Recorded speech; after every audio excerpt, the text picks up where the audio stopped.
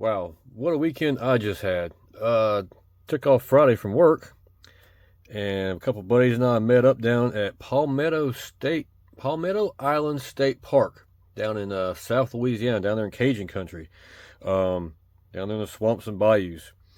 Uh, we went a little tent camping for 2 nights. Friday we got there and just kind of hang out, did some cooking on the grill, over the campfire, and had some good food there. Next morning, Saturday morning, woke up pretty early, got some breakfast in us, and drove about an hour to Avery Island, Louisiana. If you're not familiar with Avery Island, that is where Tabasco hot sauce is made. And we went and did the tour of the little museum they had, a little factory tour, and they had a gift shop, and went and ate at the restaurant they have there.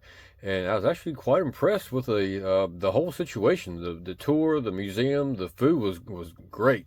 Um, and then after that, on Avery Island, there is it's called Jungle Gardens. It's a botanical garden from the early days of when the island was made, that sort of thing. The owner had this fascination with plants and everything. I think they said there were at one point there was like 60 or 70 different varieties of bamboo there, which was quite interesting.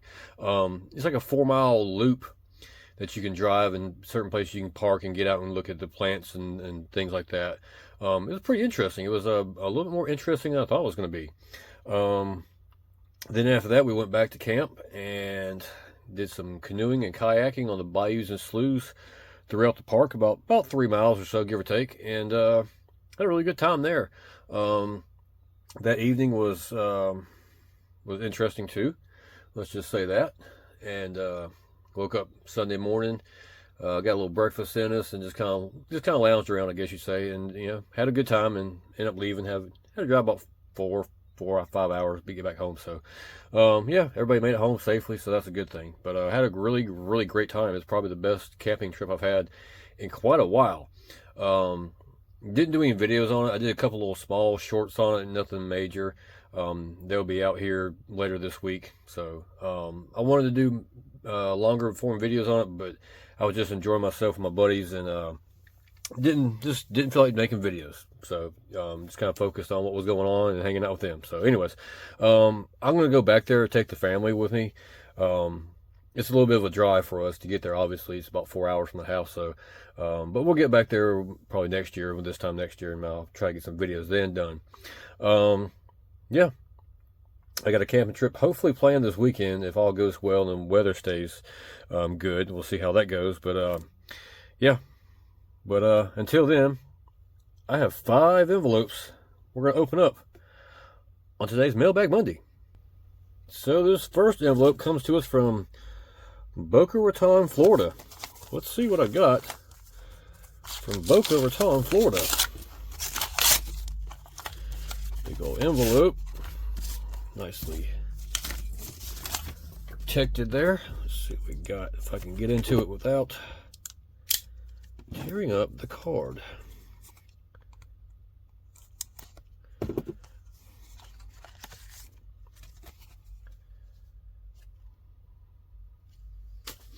All right, so the first postcard we have here. This is Sanders Court and Cafe in Corbin, Kentucky.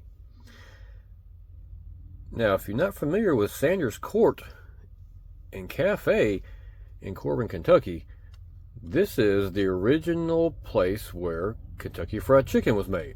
Okay, so let's take a look here at the back and see what it says. Offer complete accommodations with tile baths, abundance of hot water, carpeted floors, perfect sleeper beds, air conditioned, steamed heat, radio in every room, open all year round, serving excellent food. Now, if you don't know the history of KFC and this right here, Colonel Sanders, trying to think. He moved to Kentucky in the 1930s. He opened a service station that was actually across the street from where this is now. Now, this postcard is from the 1940s, early to mid 1940s, okay? So once that service station was going well, he actually started serving meals there. He had like a little table, like a dinner table type thing. Serve meals to people, I guess, while they're waiting to get their car fixed or whatever, things like that. Now, in 1937, he built a Sanders Cafe on this location across the street from the gas station. Well, it burnt down 2 years later, but they rebuilt it, and this is the one that was rebuilt, and it opened back in 1940, and it had a cafe and a motel. So now he has a little business going there with a gas station and a restaurant and a hotel there. Now in here, this is where he basically finalized or perfected the secret herbs and spices or whatever it is, and also the pressurized frying of chicken. So this is where KFC, as we know it, basically came from. In early 1950s, he actually served his first franchise of KFC, and then it grew to what we know today. In the late 50s, I think he sold this out, and there was a KFC that was put back in there sometime afterwards. I'm not sure, the whole time frame is kind of weird. And it actually ran until 1988, and then they renovated it to a present-day museum. Now, there was also a present-day KFC there, and I think there's like rooms you can go off and see, like recreations of how the hotel rooms were, kind of that sort of thing.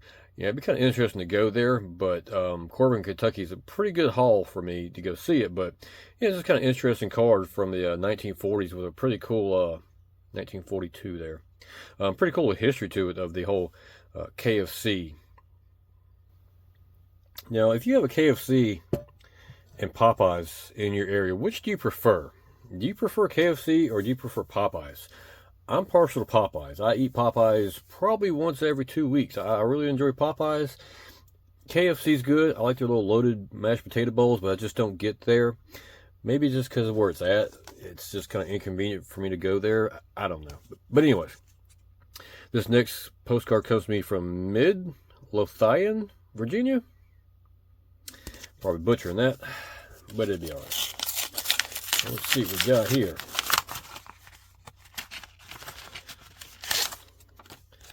We got a little thank you note, an invoice. Don't need to see all that. And another well-protected card. Getting 2 for 2 on this protected card stuff here. What this is, if I'm not mistaken, this is the DeLuna Motel Hotel that was located in Pensacola, Florida, if I'm not mistaken. Let's see here. Yep. This is DeLuna Motor Hotel. Heated swimming pool, 70 rooms with direct dial telephones, individually controlled air conditioning, television and hi-fi, ceramic tile baths with tub and shower, wall-to-wall carpeting, children's playground, breakfast in rooms adjacent to restaurant. Now, I have probably 2 postcards of this hotel, so it was pretty popular back in the day. I'm not exactly sure when it opened. I think it was like the mid to late 50s, if I'm not mistaken.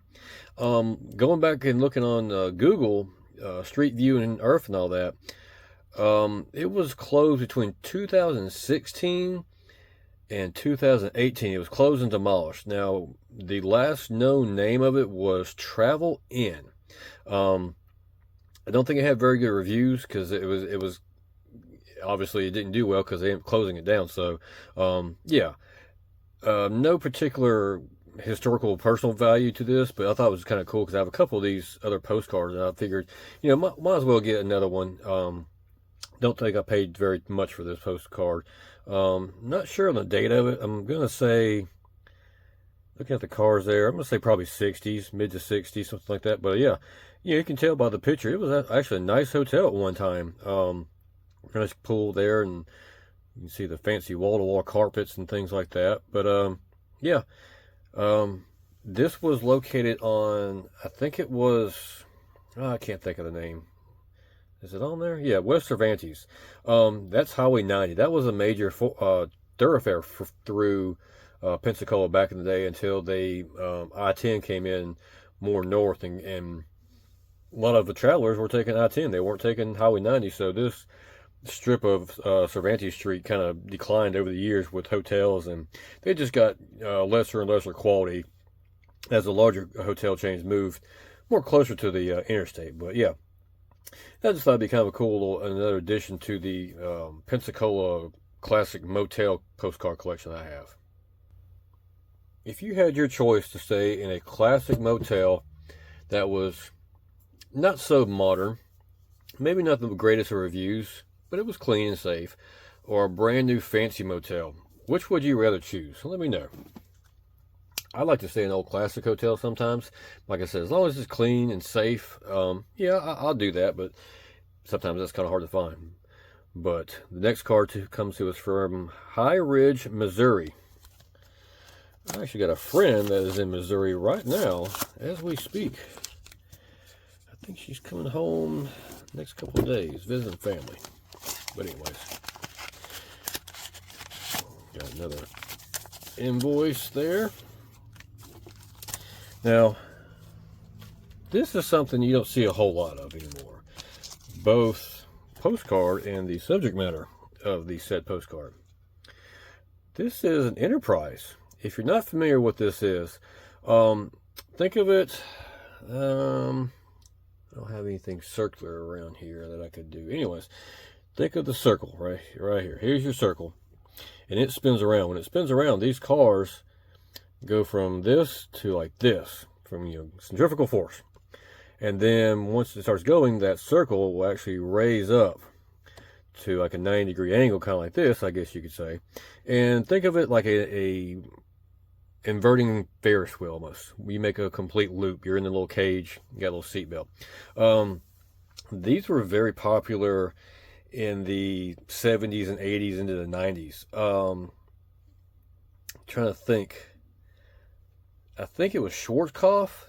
Now, Schwarzkopf was a pretty well-known roller coaster designer back in the 70s and 80s. He had some really cool roller coasters, some one-off roller coasters, and some mass-produced roller coasters, but there was really, really interesting designs that would make him unique and different from all the other roller coasters at the time. So he was kind of a leader in interesting roller coasters, I guess you'd say. I think he started making these in 1973, and there was a company called Huss, or it might be Hoos. They started in like 1975 with their kind of the same design. I think the cars were a little bit different. There was a little bit differences between the two because obviously patents and stuff like that. They had to change it up a little bit. But overall, I think there was like 15 to 20 renditions of this ride. I actually remember this ride coming to my local fair a couple of times. Not this particular ride, but a version of it, I guess you'd say, and loved it. I've been to a couple of mom and pop amusement parks over the years that have one. And every time I see it, I try to ride it because it's an interesting experience whenever it's going. But let's take a look here and see what it says about this one. This is the one in Kennywood, which is in Pittsburgh, Pennsylvania. It says up and around and upside down. You don't have to ride the Enterprise to see why it's such a thriller for the young and young at heart. If you've ever rode this before at your local fair or at Kennywood, let me know in the comments below what you thought about it. Now this Enterprise ride was at one point I think they changed the name like Volcano or something like that. I don't know why. It doesn't make sense. Why change the name to something that doesn't kind of relate to this ride? I don't know. It's kind of weird. But yeah, this is when it first got into Kennywood, and they just kept the Enterprise name. So when I saw this, I thought it was just kind of interesting to see amusement park or carnival ride, postcard of it. So I thought it was a kind of cool addition to my, I guess you say fair collection, my amusement park collection of postcards. This next envelope comes to us from Inverness, Florida. Never heard of Inverness, Florida. Probably butchering that one too. And that's quite alright. Let's see if we can get into this one without tearing it up. There we go. Alright. So I came across this postcard I think I was searching for amusement parks. And I found one there with an amusement park with a roller coaster and a trolley. Now that's two things I like, trains and roller coasters. So it kind of piqued my interest, and that's when I kind of watched it for a little bit and went ahead and bought it. So let's see what this is. This is the Baltimore Streetcar Museum, America's only downtown streetcar museum. A visit to Gwynn Oak Amusement Park was a summer tradition in Baltimore, just as much as part of the visit as the Cotton Candy Carousel roller coaster and the Penny Arcade was a streetcar ride on the number 32 line. This car, Baltimore Transit Company number 6119, shown alongside the park on August 8th, 1955, has been preserved and now operates regularly at the Baltimore Streetcar Museum. Now, the Baltimore Streetcar Museum opened in 1970, and that was like 5 or 6 years after they stopped running the streetcars in Baltimore. Originally, the track was like a quarter mile, and then they've added on to it since then with some loops at the end, so it makes kind of like a continuous circuit, and it is actually still going today. Now, Gwynn Oak Park, it was opened. I'm not sure when it opened, but I think it closed in early 1970, probably 72, 73, somewhere in that time frame. Now, this roller coaster was the Big Dipper. It opened in 1921, and it ran until the park closed in 1972, 1973, some of that time. Now, what is left there today is actually a city park, so everything's gone. I don't think there's any remnants whatsoever of this park, but I think even the trolley tracks are gone. But you can still go and ride that trolley at the Baltimore Streetcar Museum that runs, I think it's every weekend they do it, or there are certain times that they do it, and they have special events where you can go in and ride on special cars. And they actually have, you can pay money to actually drive them, operate them, I guess you'd say, which is pretty cool. I've seen some videos online of this. Now, the Streetcar Museum is not where this is at now. It's kind of across town in a older part of town, or a more industrial part of town. But yeah, I'd love to go up there and see the old classic streetcars and things like that, because we didn't have streetcars down here. Closest streetcars we have is like New Orleans, and they're a totally different looking creature than what those are. So, but Baltimore, Maryland is a pretty good far away trip for me. So I'm just going to have to enjoy the streetcars and roller coasters with this postcard here. Have you ever been to that museum there in Baltimore with the trolley cars? Let me know if it's worth a trip if you're in the area. And if you're old enough to remember the Gwynn Oak Amusement Park, let me know. Let me know about it. It's kind of interesting to see.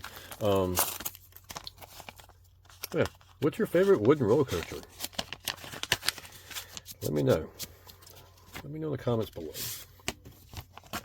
Sorry, this last postcard comes to me from Albuquerque, New Mexico. I'm getting ahead of myself. They packaged this one quite well too. Let's see if I can get into it without damaging what's in it or cutting my fingers off. We need my fingers. Oh.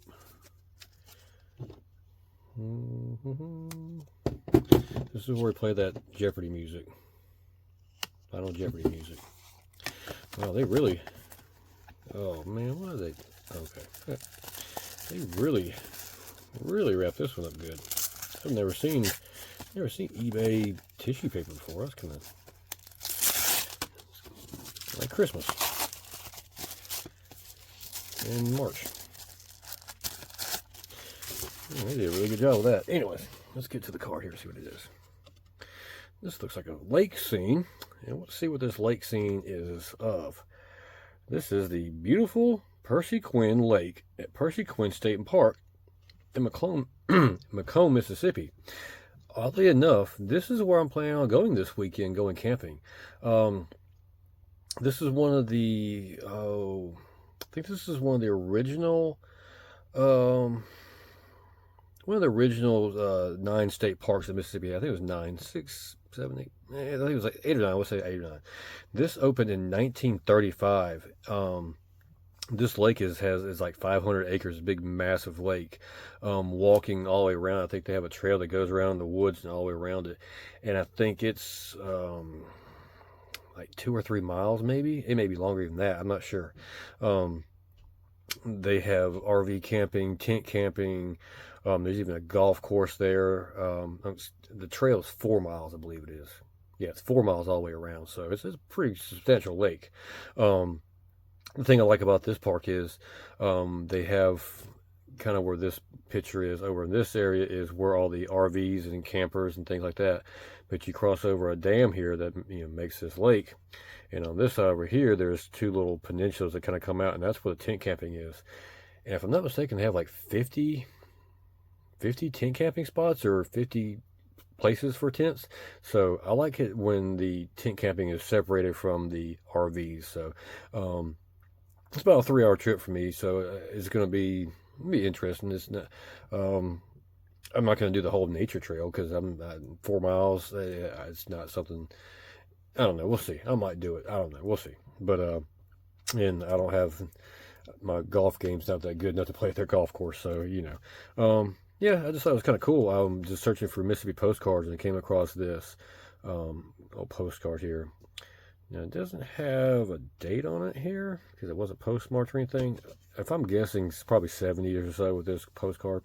I just thought it was cool that they found a postcard for one of the places I'm going to go camping at here in, you know, a couple of days. So went ahead and got it. But that kind of concludes this week's Mailbag Monday. Kind of got an interesting group of postcards from old KFC, Colonel Sanders himself, an old old motel hotel. Got the cool. That's a cool scene with it's just, I like that. It's intriguing. Got a cool classic amusement park fair carnival ride that I like. You don't see too much of those anymore. There is a company now, I think it's Zamperla, that has a newer model where you're not so much in a cage, let's just say, or a box. You're just kind of sitting in a seat that comes off of an arm with a shoulder strap or shoulder harness on you, and it's more open, and it's pretty thrilling. It's maybe not as tall as this is, but it's pretty cool. There's one at one of the amusement parks. I think they call it Tropic Falls now, not too far from me. Me and my daughter like to ride in that one, but yeah. Anyways, and got the old postcard from one of my camping sites I've been looking forward to going to, and so hopefully I can get there this weekend. So we'll see how that goes. But yeah, so if you're interested in that, that video might be up next Wednesday. Hopefully, we'll see how it goes. So hopefully the weather acts up and the nothing here at the house slows me down from going there. So we'll see, you know. But if it doesn't happen, it doesn't happen. It's no big deal. So, anyways, I'm gonna quit rambling. Finish my coffee. I might go take a nap. It's been a long Monday. Appreciate y'all watching. We'll see you next time.